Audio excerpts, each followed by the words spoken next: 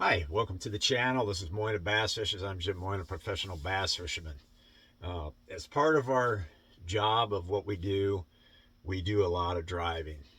For example, my last tournament was on Lake Okeechobee, and now my next tournament practice starts here on Saturday in 2 days for the second Bassmaster Open on Lake Washita.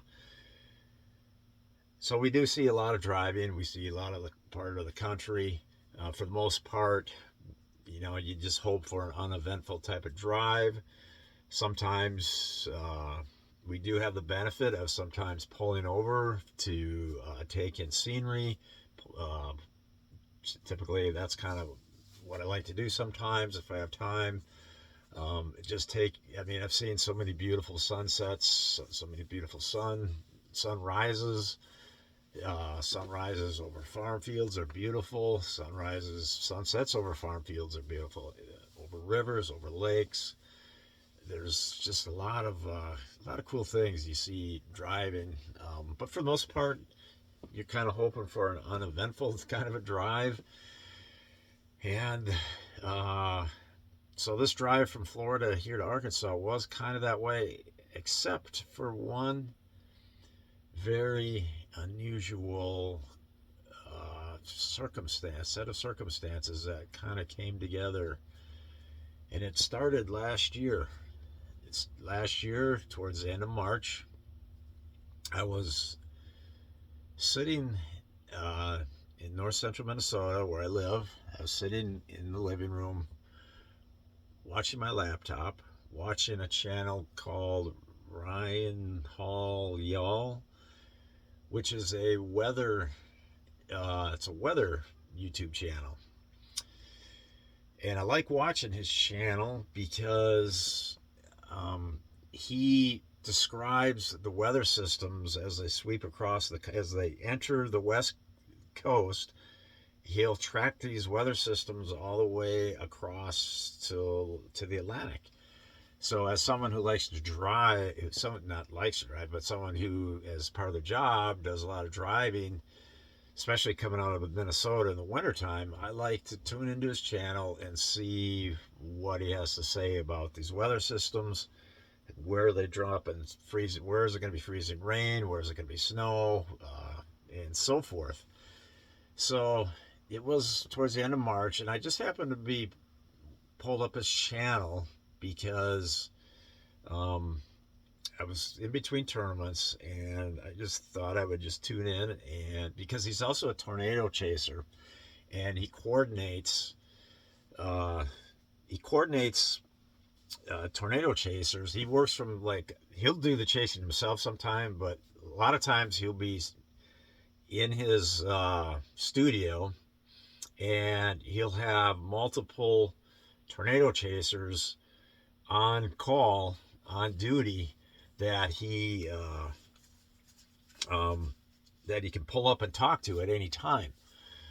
So this was one of these nights where this was happening. It's live coverage, and he'll do this when there's like a predicted tornado outbreak to happen. So this will all be coordinated, and he'll get on his YouTube channel and stream it live, basically, and he's there to provide service to people, and he's tracking all the bad all the bad tornado cells, and he just tracks these things. Warns the people that are in the paths of these uh, storms. So, anyways, I'm watching this, and sure enough, it was one of the worst tornado outbreaks of the year last year that went down. And I don't watch this stuff that much, or hardly at all, but for some reason I was tuning in, and I was watching, and I actually, this one town called by the name of Rolling Fork, Mississippi. It made national news because it just got hammered by it was a nighttime, in the dark, nighttime tornado. Um, it was it was an EF4 tornado, which on the scale of tornadoes, I think there's only one level higher, and it was like a high level EF4 from what I read, and I just and they had and this Ryan Hall had one of the storm chasers in on that in there at the right at the aftermath of that tornado. I mean, right after it went by, this guy was in there. One of these tornado chasers. Well, his tornado chase ended because his mission now became a search and rescue mission. Which, if you have, I mean, a lot of these tornado chasers, that's what they do. If they will quit their tornado chase and then become a search and rescue, you know, helper. So, anyways, so I was watching this and I wept. Here I am sitting in northern Minnesota with this laptop, weeping for these people in this town, and all the footage is all dark because it's all in the dark, and you just get glimpses of trees down, buildings smashed, demolished, and I wept for this town. Felt bad for this situation, and you can turn into the news every day and see tragedy, but for some reason I wept for this situation from north central Minnesota. Excuse me. From north central Minnesota, in the comfort of the recliner chair that I was sitting in. So, and it touched me. This whole situation touched me. I I mean, it was unlike. I mean, there's tornado outbreaks every year, more than one usually, but for some reason it touched me.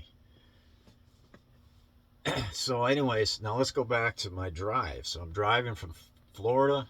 Well, last night the drive was from Florida to here. It's a multiple day drive for me. So last night I overnighted in Pittsburgh,